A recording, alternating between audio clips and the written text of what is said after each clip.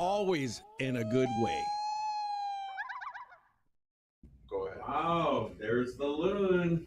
Yeah. I love it. You know, today's a very interesting day. I have a gentleman here from all the way from Las Vegas, the godfather of sustainability, and there's been a lot of talk about the Birch Carbon Program, and today we're going to bring it to you what it all means. So before we start talking about that, maybe a quick introduction. We'll start with you since you're outside visitor. Say who you are there. Hi everyone out there in Birchland. This is Daniel Huard. I'm a partner in Birch Carbon, very proud partner in Birch Carbon. And I think we'll ramble today a little bit about how we got started and so on. I'm really honored. My team here calls me the Godfather. I'm known as the Godfather of sustainability globally. That's right. I just go ahead, Glenn. Just wide open today. Yeah, no, I just want to give thanks for Daniel coming to Manitoba. Really, I had gotten to know Daniel probably going back about a year and a half, 2 years now, and we've been working together, putting our scientific minds together along with Mike in rolling out the Birch Carbon Credit Program. It was Daniel that approached myself here in Canada with regards to monetizing and creating a process for our First Nation communities throughout Canada to be able to have carbon sequestration as part of that process in terms of exercising our sovereignty, utilizing our lands that have always been ours for generations, and realizing benefits going forward in terms of this program. So that's where Mike, obviously our relationship, you know, Mike has an extensive business background and a lot of contacts throughout the business world. So we got in touch with Mike to look at developing this. That's right. Well, I've been in business 40 years. I'm an old guy now.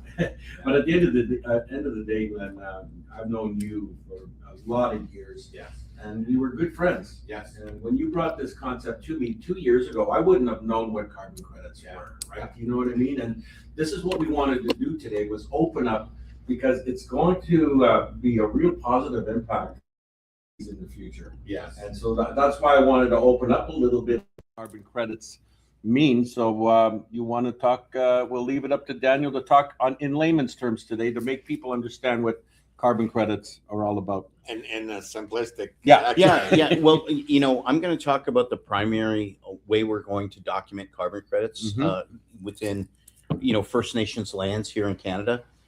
You know, Glenn shared the term sequestration. Yeah. So when trees in plants through their photosynthesis process, I did a good job on stumbling over photosynthesis there. They basically take in carbon dioxide with sunshine to create the energy they need to live. Right. They release oxygen into the world. So they take that excess carbon dioxide out of the atmosphere. They use it in their green above ground mass, but they also sequester those nutrients through their roots and into the ground.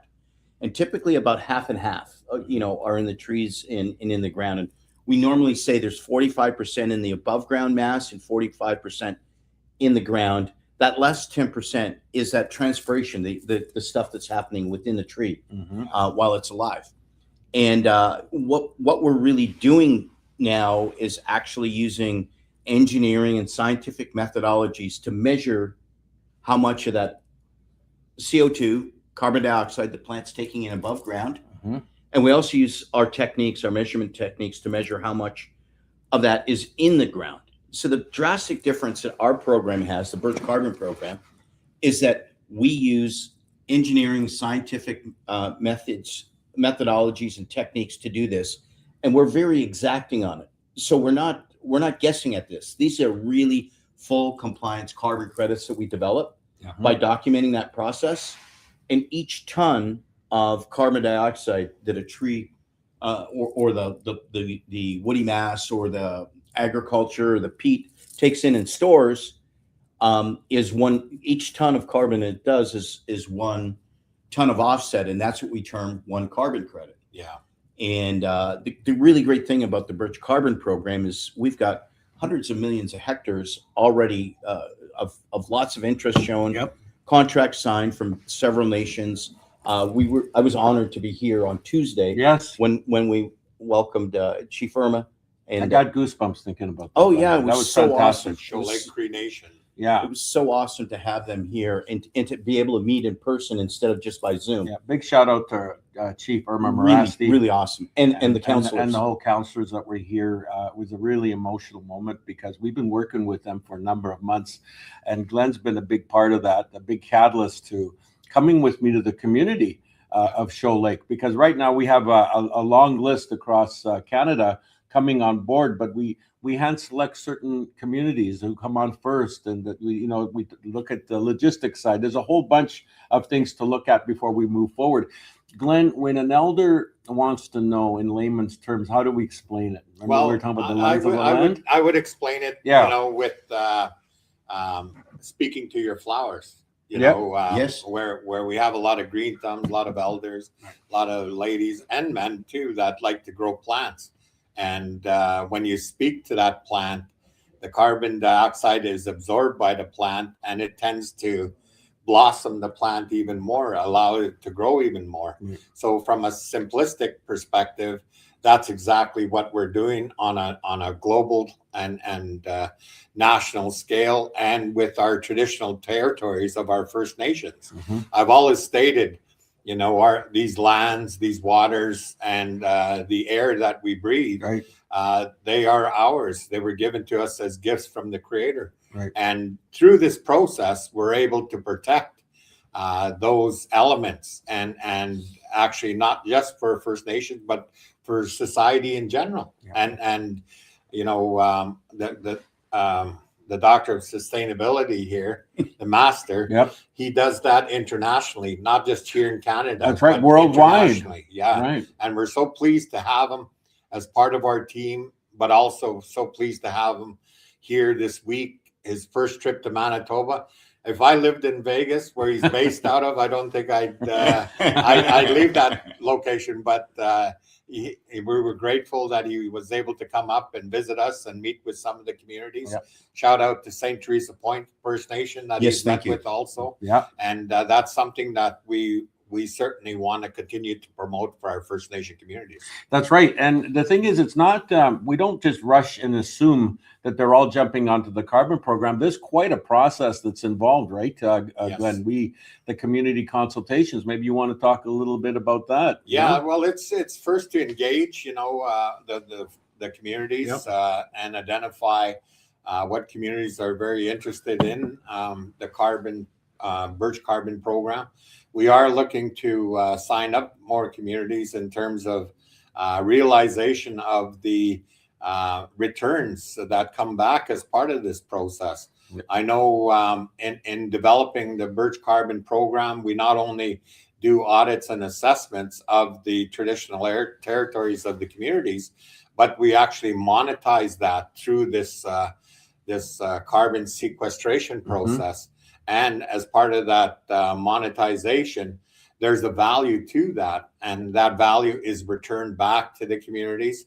It's blended into the program to be able to expand to other communities beyond Manitoba, beyond the borders of any province here. We're looking to roll that out nationally, and it has helped in terms of laying out hope for a bright future. Mm-hmm. And we have also engaged federal and provincial officials and ministers in terms of explaining what the program is all about, and they're excited. Yeah, the excitement is there. We're at the beginning stages right now. Yes, definitely. And I think with meeting with a couple of the premiers, yep, and their environment ministers, and certainly the people that are involved in economic development, they see this as a win-win-win situation for everybody, mm-hmm, both First Nations, the province, and the federal government. So yep, that's something we lay claim to in terms of being able to roll that out here in Canada, right,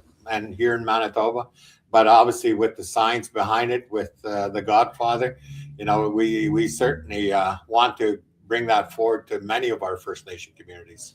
I also wanted to stress the fact that this is, brings an opportunity for engagement of the youth of the communities as Yes. well.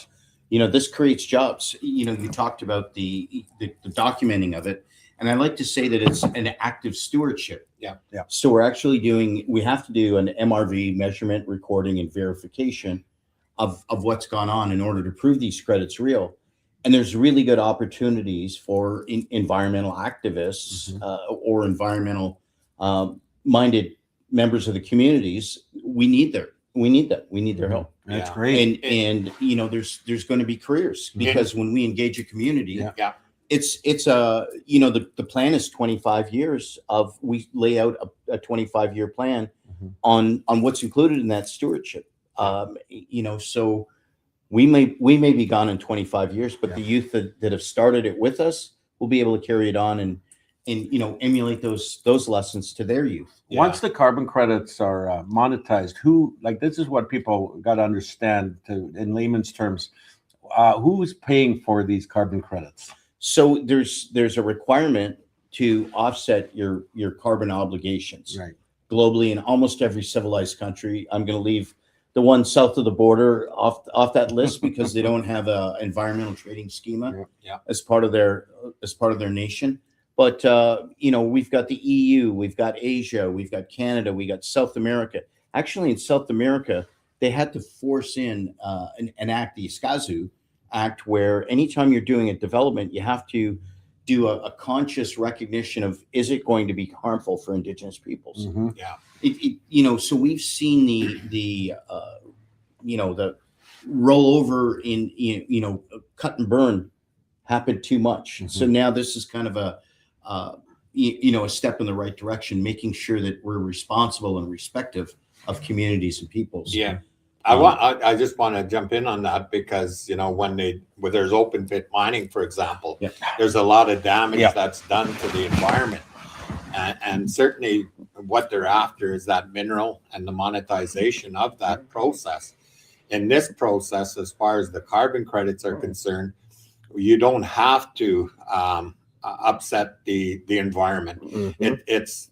You lay claim to that traditional area that you've always had sovereignty over, and we put a value of what that carbon sequestration process will be with the natural environment as it is, without upsetting the lands, without upsetting the forests, and certainly without upsetting the people and the people as well, right? And that certainly impacts the people because we continue to hunt, fish, trap, and utilize the forests. So, you know, it's a great tool in terms of figuring out what is the way forward for those communities in the areas that may be proposing to do mining or development. So it's an alternative, and it's a great alternative, as I mentioned, because it helps supply further air into climate change. I know it impacts that, so it's a great tool for that.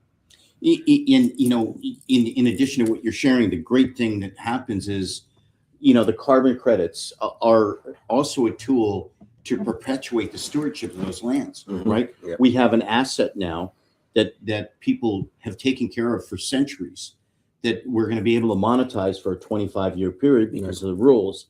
But if it's done wisely, there's a potential for several generations of, you know, monetary benefit. I like that.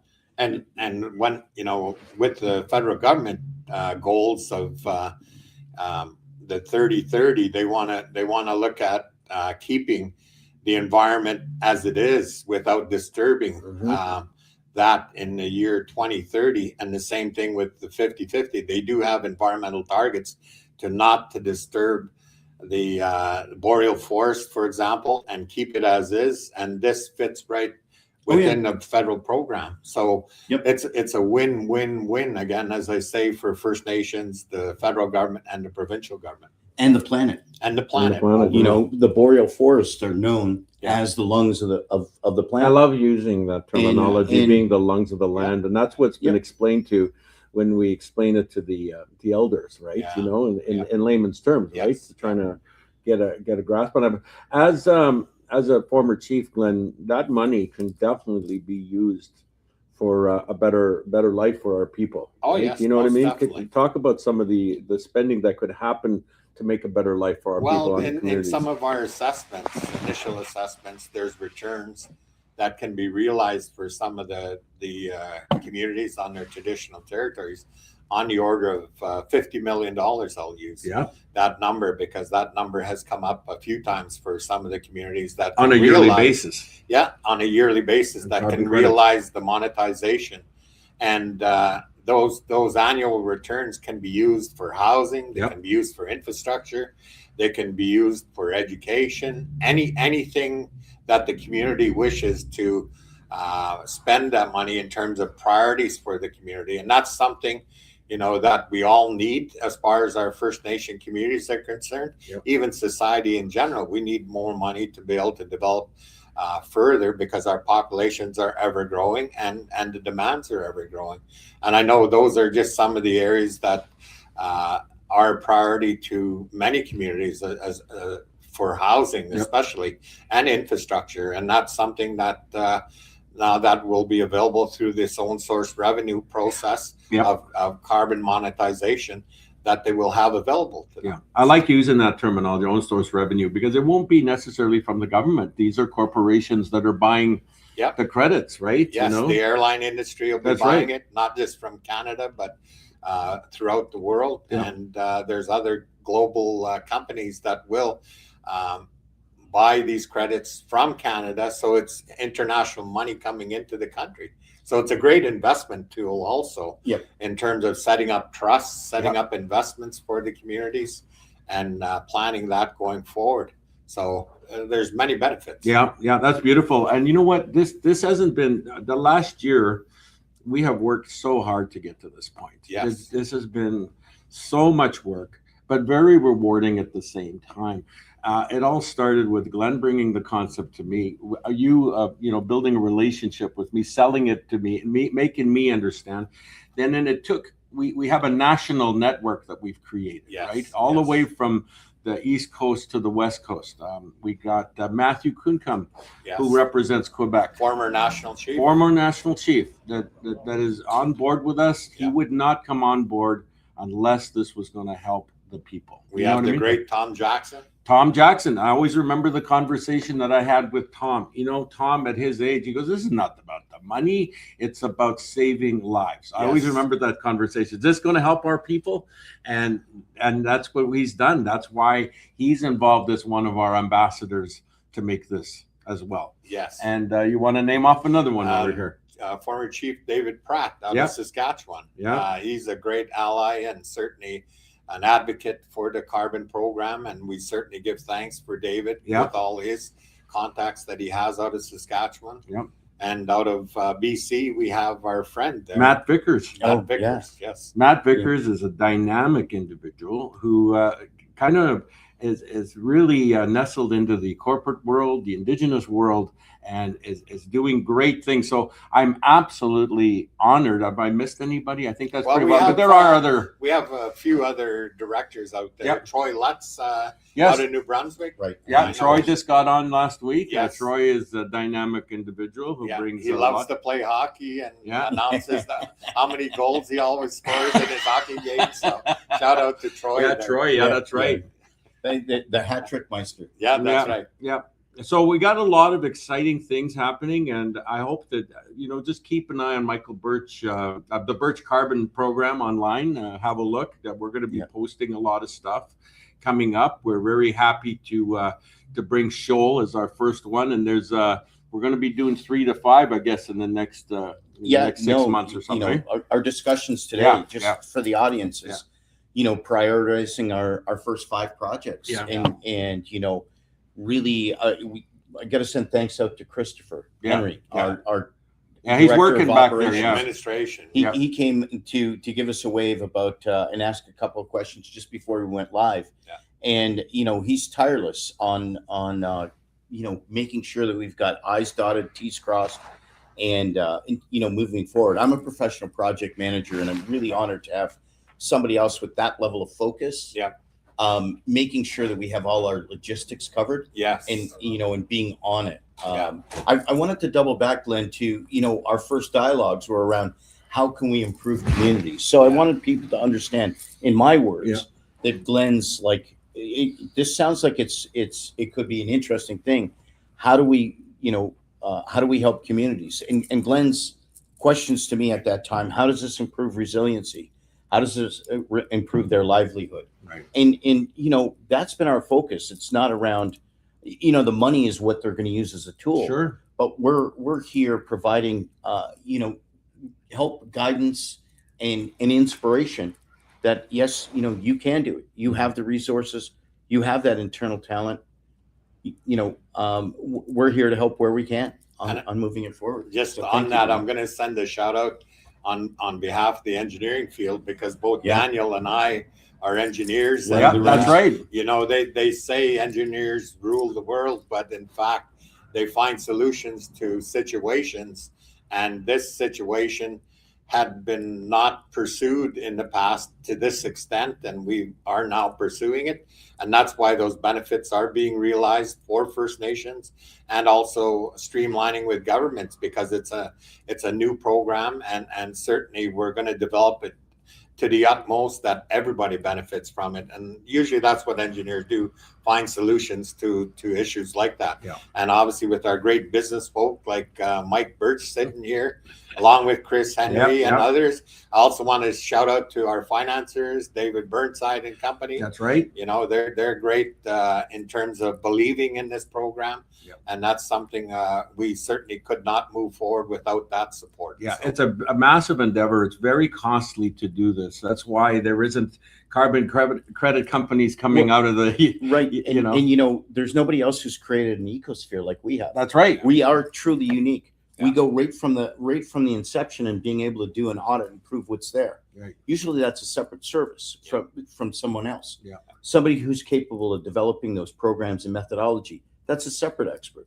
Yeah. Somebody's capable of getting it into the registry, that's a separate one. It's huge. Yeah. Then we normally have a world of brokers that are trying to take as much as they can. Yeah. With our program, the majority of the monies go to where? They go to the First Nations. yes. They get returned to the First Nations. And Yeah. that was the tenet that really got you and I to do the handshake, Mhm. Yeah. right? Yeah. Because it's like, look, we know you can get rich doing this, but you can be fulfilled Yeah. by being, one of the founders of Birch Carbon. So I Yeah. thank both you It's an honor. for bringing me on board. Yeah. I need to throw out a couple Go other ahead. pieces of thanks Yeah. to Isaac, our tech and AV Yes. guy, Yeah, there you go. who's just working on it tirelessly. Yeah. And lots of enthusiasm around what we've got, and really happy to have him on board. Mhm. And Stephen, for a reason, Yeah, Stephen Stephen, McMullen, Yeah. who handles a lot of our promotions and interaction and contact, and make sure that we have stuff on a calendar to keep us busy. Yeah. No, it's He only crazy. books me 18 hours a day. People think I'm a machine. It's Yeah. it's Stephen that does it. Yeah, I do want to send a shout out to Tim Hortons also. Ah, There's been a lot of my early goodness. mornings and long days and And- late into the evenings, Tell me and about that it. It's coffee ridiculous. from Tim's You has know, been wonderful. Yeah.